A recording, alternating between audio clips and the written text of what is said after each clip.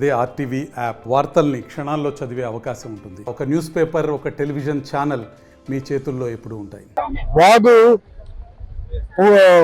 ఇదయ్యి తెగిపోయి ఇక్కడ వాటర్ వచ్చి ఇక్కడ 7 పంచాయతీలు 15 గ్రామాలు కొట్టుకొని పోవడం జరిగింది. ఇవాళ అక్కడికి వచ్చి అందరినీ చూసి వాళ్ళ సమస్యలు ఏమున్నాయి అన్ని తెలుసుకున్నాము.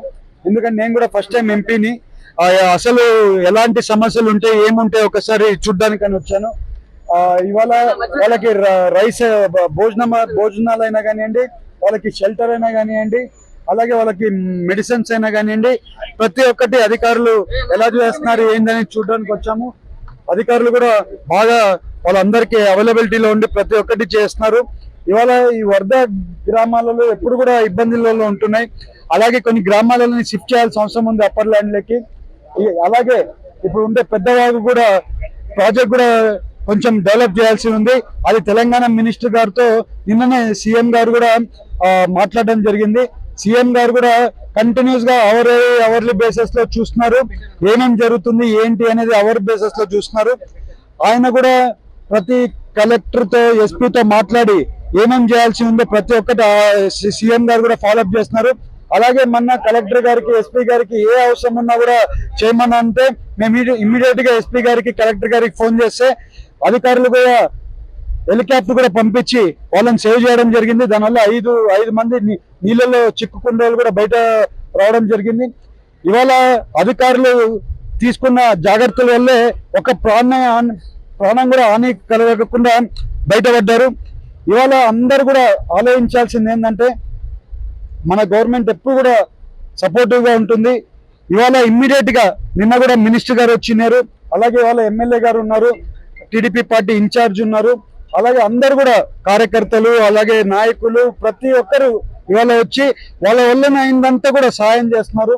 ఇవాళ అలాగే చింతలపూడిలో చాలా మంది ₹1,00,000 అమౌంట్ వాళ్ళకి రైస్ అయినా కానివ్వండి, కూరగాయలు అయినా కానివ్వండి, ప్రతి ఒక్కటి హెల్ప్ చేస్తున్నారు. ప్రతి ఒక్కరు మేమున్నాము, ఏదైనా ఇట్లాంటి ఇన్సిడెంట్ జరుగుతుంటే మేము ఉన్నాము అని చెప్పి మా టీడీపీ కార్యకర్తలైనా కానివ్వండి, జనసేన కార్యకర్తలైనా కానివ్వండి, బీజేపీ కార్యకర్తలైనా కానివ్వండి, ప్రతి ఒక్కరు ముందుకు వచ్చి వాళ్ళందరిని ఆదుకుంటున్నారు. నేను కూడా ఇవాళ ఫస్ట్ టైం వచ్చి అసలు ఏం సమస్యలు ఉంటాయి ఏంటి అని తెలుసుకున్నాను.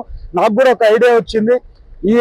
దీని ప్రకారంగా సమస్యలు తెలిస్తే ఆ సమస్యల మీద మనం ముందుకు ఎలా పోవచ్చు అనేది ఒక ఐడియా వస్తుంది. కాబట్టి ఇవాళ నాకు తెలిసింది. దీని రకంగానే నా పనికి కూడా చేస్తాం. అలాగే ఎమ్మెల్యే గారు కూడా నాకు ఇప్పుడే చెప్పడం జరిగింది. ఇవన్నీ కూడా అండి నాకు రాత్రి నిద్ర కూడా పట్టలేదు. ఇవన్నీ చూసి మనం ఎలా చేయాలి ఏం చేయాలని ఆయన కూడా చెప్పడం జరిగింది. అలాగే బొరగం గారు కూడా ఉన్నారు. ఆయన కూడా ఇక్కడ ఉండే కొంతమందితో మాట్లాడి భోజనాలు ప్రతి ఒక్కటి ఆయన కూడా రాత్రి పగలు కష్టపడి చేస్తున్నారు. ఆయనకు కూడా నమస్కారాలు. అందరినీ అభినందించాలి ఈ విషయంలో.